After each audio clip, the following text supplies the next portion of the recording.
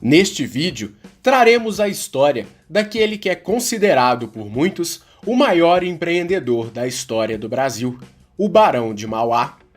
Irineu Evangelista de Souza nasceu em 28 de dezembro de 1813, em Arroio Grande, distrito de Jaguarão, no Rio Grande do Sul, na fronteira com o Uruguai.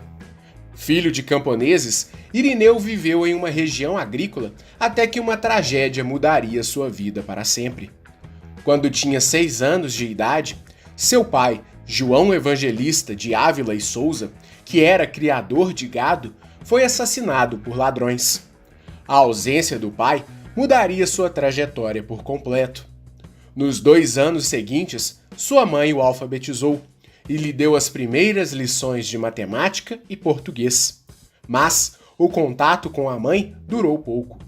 Em 1921, sua mãe se casou novamente, e seu novo marido não aceitava que a esposa mantivesse seu próprio filho no lar da família.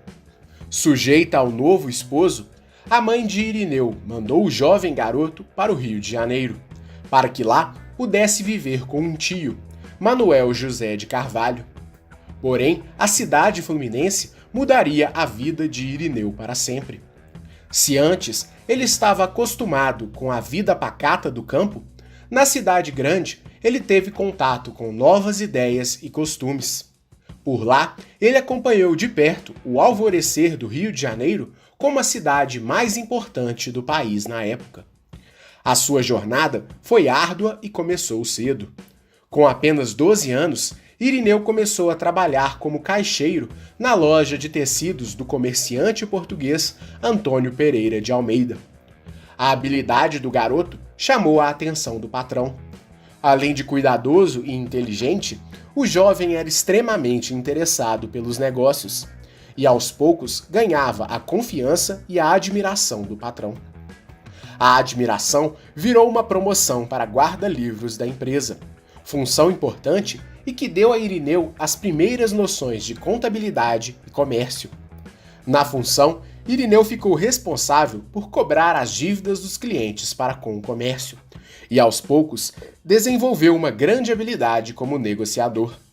Sua virtude como negociante o levou a se tornar sócio do comerciante português e, aos 15 anos, ele já havia se tornado dono de seu próprio negócio. Porém, ainda que a trajetória do garoto fosse promissora, o mesmo não podia ser dito dos negócios do pequeno comércio. Com o calote de vários clientes, a loja de tecidos acabou falindo, e Antônio Pereira teve de quitar diversas dívidas em seu nome e no nome da empresa. Para quitar as dívidas do negócio, Irineu deveria ajudar o comerciante português, e essa ajuda envolveria a negociação junto a antigos fornecedores que haviam se tornado credores da loja de tecidos. Em uma dessas negociações, Irineu conheceu o comerciante escocês Richard Carruthers, dono de uma importadora de produtos, e o antigo fornecedor de Antônio Pereira. O importador ficou impressionado com a capacidade de negociação do garoto e, sabendo da falência do comércio de tecidos, ofereceu a Irineu um emprego em sua empresa. O jovem ficou surpreso com a proposta, mas acabou se juntando ao importador. O encontro com Carruthers significava muito mais do que uma oportunidade de emprego. A partir dali, haveria uma relação extremamente importante, que daria ao jovem brasileiro o seu primeiro grande mentor. Trabalhando na Carruthers e Companhia, Irineu, em poucos meses, se tornou gerente do negócio. E aos poucos ganhava a confiança do importador, que lhe ensinava muito mais do que as atividades do comércio. Com o escocês, Irineu aprendeu muito sobre negócios, contabilidade, vendas e, principalmente, conheceu a mentalidade liberal inglesa, que pautaria sua trajetória como empreendedor. Estimulado por seu patrão, o futuro barão aprendeu e dominou a língua inglesa, e também passou a entender melhor a filosofia liberal, com ensinamentos de teóricos clássicos como Adam Smith. Enquanto conhecia os ensinamentos liberais, Mauá também absorvia parte da mentalidade de seu mentor. Essa dobradinha fez com que o jovem vislumbrasse o funcionamento da economia na Inglaterra e, ao mesmo tempo, comparasse com o Brasil. Na época, o Brasil era um país imperial e vivia sob a Constituição de 1924, que estabelecia a figura do imperador como representante de um quarto poder no país, o poder moderador. Anos antes, Dom Pedro II havia assumido o posto de imperador do Brasil, no chamado Golpe da Maioridade. Porém, ainda que fosse o imperador o responsável por guiar a nação, boa parte do poder estava concentrado nas mãos de grandes agricultores, que influenciavam os rumos da política e da economia brasileira. Esses agricultores não apenas influenciavam as decisões da nação, como também faziam parte da política nacional como representantes que exerciam o poder na prática. Estes poderosos formavam uma espécie de oligarquia no país e que mantinha o poder nas mãos dos mesmos grupos familiares, fazendo com que o ambiente de negócios no Brasil fosse pouco favorável a novos negócios e predominantemente ditado pelas decisões do império e dos políticos. Na Inglaterra, por sua vez, o capitalismo experimentava seu alvorecer e os ideais de livre mercado guiavam os britânicos. Esse pensamento impulsionou a Inglaterra como grande potência e serviu também de inspiração para a consolidação dos Estados Unidos, que dava seus primeiros passos sob as ideias de seus fundadores. Sob a orientação de Cahooters, Mauá desenvolveu uma mentalidade muito à frente do seu tempo, entendendo perfeitamente as dinâmicas do capitalismo e como poderia transformar sua própria vida e sua localidade através do empreendedorismo. Além de uma influência enorme na formação profissional de Irineu, Richard Cahooters também introduziu o jovem à maçonaria, irmandade que teve grande importância na vida do rapaz. A fraternidade guiava os princípios de Mauá e também o apresentou a pessoas que o ajudariam em sua trajetória. A habilidade de Irineu frente aos negócios fez com que ele se tornasse sócio da casa comercial Cahooters e Companhia, e inclusive ficasse a cargo do comando da empresa, quando Richard Cahooters passou a morar na Inglaterra, deixando o negócio sob os cuidados de seu protegido. A mudança de seu mentor para a Inglaterra abriu as primeiras portas para Irineu no exterior. Em 1940, ele realizou sua primeira viagem a negócios para a Inglaterra. Por lá, ele viu na prática todos os mecanismos de uma sociedade industrial, que experimentava os avanços da Revolução Industrial. A Revolução fez com que os produtos manufaturados fossem substituídos pelos produtos industrializados. Na prática, isso representava maior produtividade e menor custo, o que significava um horizonte aberto para empreendedores, fazendo surgir os primeiros industriais, aqueles que se tornariam os novos barões da economia mundial. A capacidade intelectual e o intercâmbio de ideias com os ingleses fez com que Mauá estivesse preparado para alguns percalços que apareceriam em seu caminho. Em 1844, entra em vigor no Brasil a Tarifa Alves Branco, uma lei que aumentou os impostos sobre a importação de produtos estrangeiros. A tarifa era uma retaliação à Inglaterra e afetava diretamente os negócios de Mauá e Cahooters, já que os produtos vendidos pela casa comercial eram quase todos importados. Porém, enquanto muitos enxergariam uma enorme dificuldade, Mauá enxergou uma oportunidade. Vislumbrando novos caminhos após ter visto o futuro industrial na Inglaterra, Irineu liquidou os negócios da Cahooters e Companhia. A venda da empresa deu o caixa necessário para o empreendedor dar o seu primeiro grande salto. Vislumbrando a criação de sua própria indústria, Mauá conseguiu adquirir um velho estaleiro em Niterói, que tinha uma grande quantidade de escravos. O estaleiro era de propriedade do inglês Charles Coleman e já havia produzido algumas embarcações desde 1808, quando houve a chamada abertura dos portos no Brasil. Porém, com a chegada de Mauá, o estaleiro se tornou o Estabelecimento de Fundição e Estaleiros Ponta da Areia. O estabelecimento atuaria na indústria pesada, fundição, estaleiro e caldeiraria, e em alguns anos seria considerada a maior e mais importante indústria do Brasil em todo o período do Império. Além de promover uma revolução na produção nacional com o implemento das ideias que havia visto no exterior, Mauá também, desde o início, promoveu uma atitude que sempre foi um traço marcante em sua trajetória. Ele era um abolicionista convicto e sempre promoveu ações contra o uso de escravos no Brasil. Desde que se mudou para o Rio de Janeiro, Mauá conviveu e se afeiçoou com vários escravos, militando desde cedo pelos direitos e pelo fim da escravidão no Brasil. No caso da Ponta da Areia, todos os escravos da fundição foram alforriados imediatamente após a compra do estaleiro, e a maioria deles permaneceu como empregado da indústria.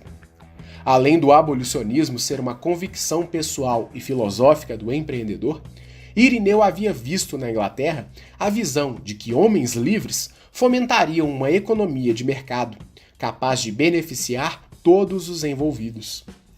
O tino comercial do empreendedor foi capaz, além de aumentar a produção, também de fazer com que a Ponta da Areia iniciasse outros negócios, como a Companhia de Rebocadores Barra do Rio Grande, que contava com navios fabricados em sua própria indústria. Mas não só isso.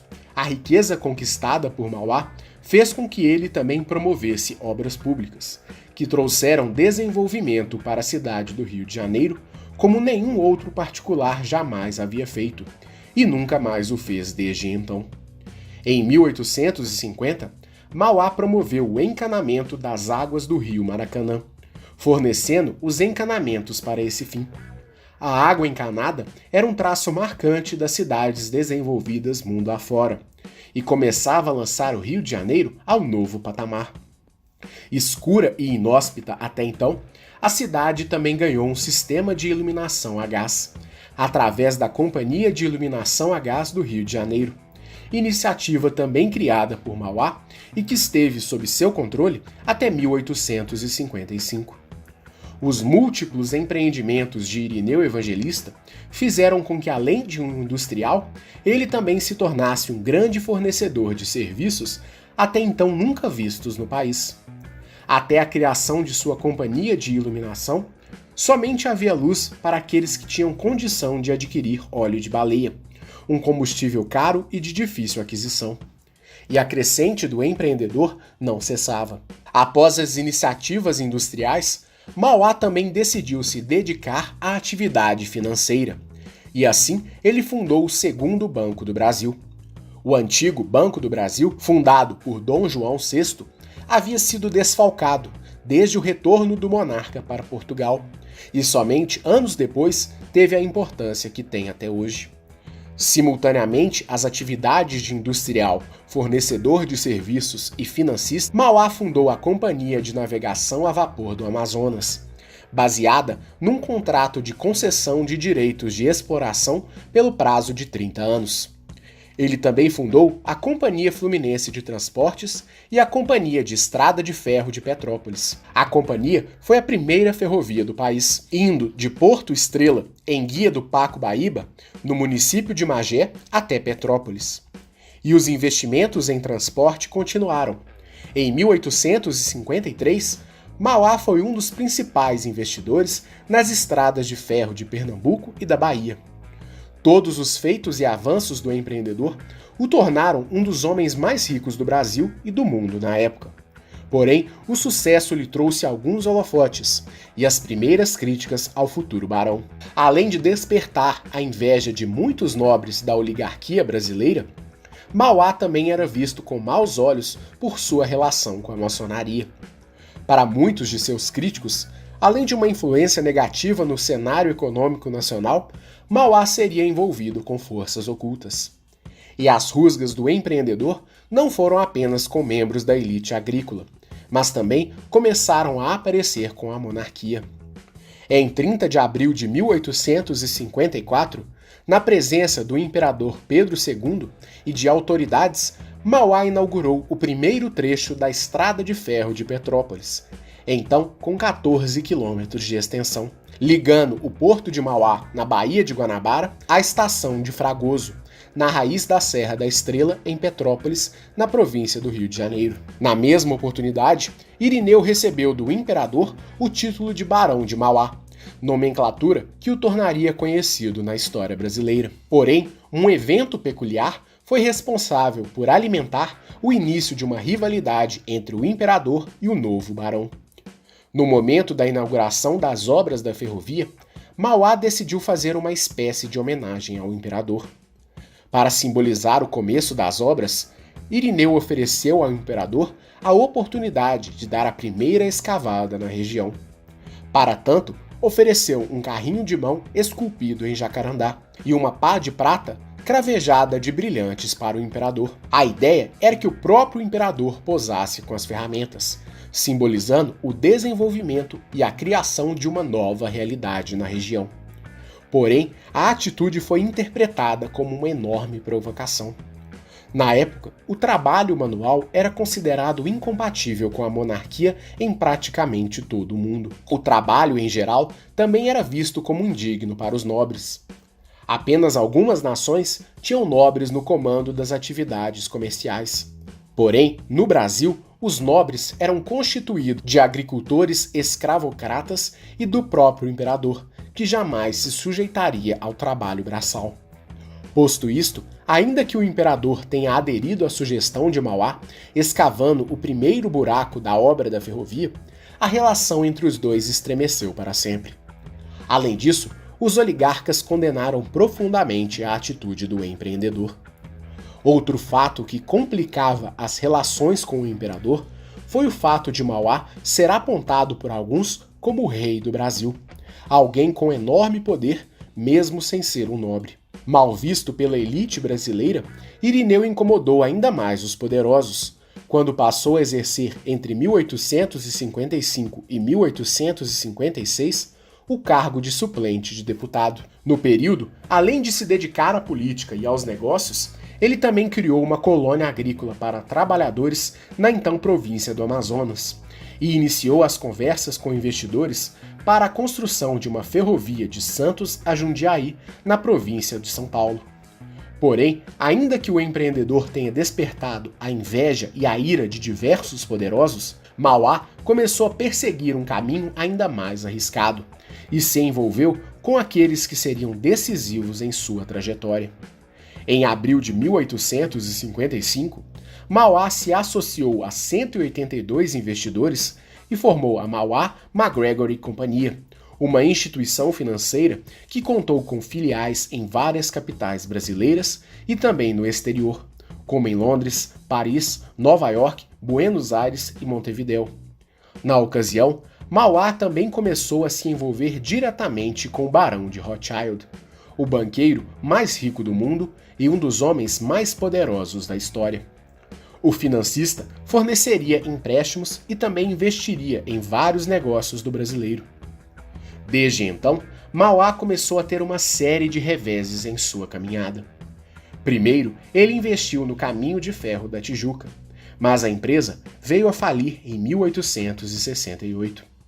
Em 1857, Mauá foi eleito deputado, mas, na mesma época, as instalações da Ponta da Areia foram destruídas por um incêndio criminoso.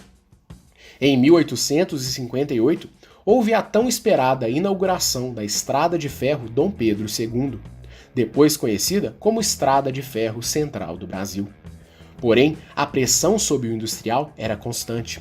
Em 1860, houve a edição da Tarifa Silva Ferraz, uma nova legislação que abaixava os impostos sobre máquinas, ferramentas e ferragens.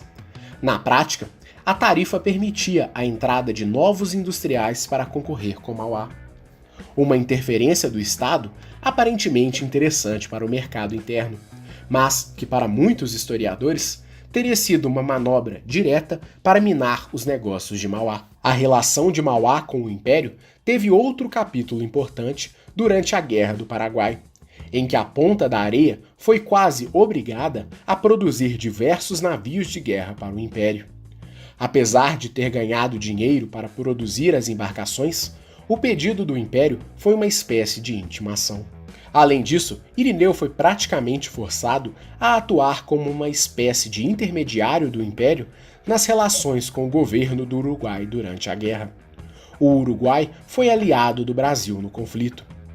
A intermediação teria ocorrido pois Mauá era proprietário de um banco no país, e o Império precisava estreitar os laços com os uruguaios para controlar o fluxo na região do Rio da Prata. Ainda assim, a diversificação do empreendedor continuava. Em 1862, Mauá obteve a concessão para a exploração do transporte urbano por bondes na cidade do Rio de Janeiro, criando a Companhia do Caminho de Carris de Ferro do Jardim Botânico.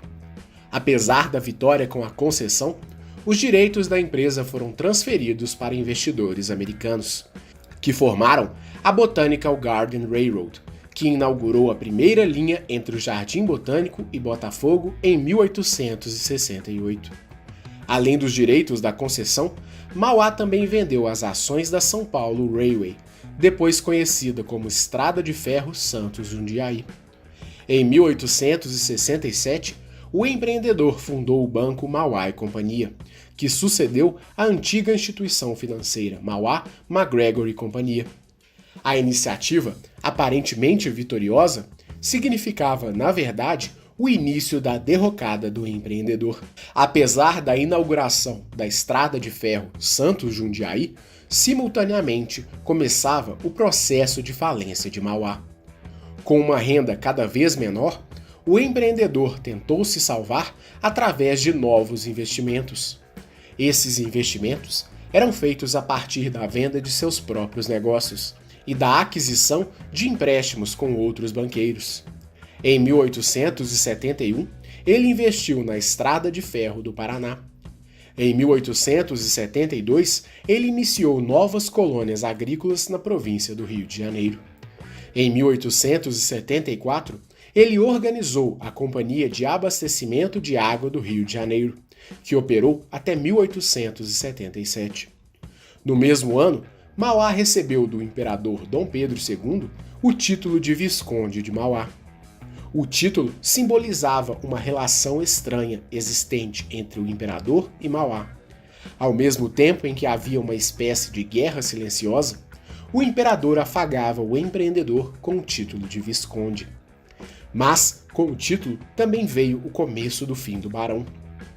Esperando receber a ajuda de banqueiros ingleses e principalmente do barão Rothschild, Mauá acabou sendo dispensado por aqueles que um dia o ajudaram. A dispensa feita pelos ingleses não representava apenas um prejuízo financeiro direto para o barão. Por conta do fim da relação, vários processos judiciais foram iniciados, principalmente por quebra de contrato por parte dos ingleses. Entretanto, a dificuldade de uma execução judicial envolvendo as jurisdições de Brasil e Inglaterra tornavam os esforços de Mauá praticamente inúteis na prática. Por conta disso, em 1875, Mauá requereu moratória em relação aos seus credores pelo prazo de 3 anos. 2 anos depois, foram encerradas as atividades da fundição e estaleiro da Ponta da Areia. Na esperança de salvar as finanças de seu banco, o empreendedor tentou um empréstimo junto ao Banco do Brasil, porém o crédito foi negado. Para muitos historiadores, a negativa teria sido um golpe de misericórdia dado pela elite brasileira que deliberadamente jogou uma pá de cal no barão. Outro ponto que prejudicou e muito as finanças de Mauá foi a legislação brasileira, principalmente a lei de falências da época, chamada de Lei dos Entraves. Por conta da lei, Mauá teve que liquidar e desfazer de alguns de seus negócios saudáveis para poder pagar os compromissos das empresas que estavam em dificuldade. Com todos esses percalços, em 1878 foram encerradas as atividades do Banco Mauá. Totalmente insolvente, Mauá elaborou e publicou o livro Exposições aos Credores e ao Público, um documento público em que ele expôs as razões de suas dificuldades financeiras. Na mesma oportunidade, ele também redigiu sua autobiografia. Anos depois, Mauá viajou até Londres, onde se encontrou com boa parte de seus credores. A ideia era elaborar um plano de recuperação para que ele pudesse pagar todas as suas dívidas junto aos ingleses. Em 1884, aos 70 anos de idade, Mauá conseguiu liquidar todas as suas dívidas e, enfim, recebeu uma carta de reabilitação de comerciante. Com a carta, ele passou a exercer a atividade de corretor de mercadorias, especialmente na área do café, e assim passou seus últimos anos residindo na cidade de Petrópolis. Em 21 de outubro de 1889, o Barão de Mauá faleceu aos 75 anos de idade na cidade de Petrópolis com uma situação financeira estável. Curiosamente, menos de um mês após a sua morte, o Brasil teve sua república proclamada. Apesar da falência de suas empresas, Mauá teria deixado uma herança de cerca de 1 milhão de libras em valores da época, um valor substancial para a ocasião. Mauá deixou sua esposa May, companheira de longa data, e 11 filhos.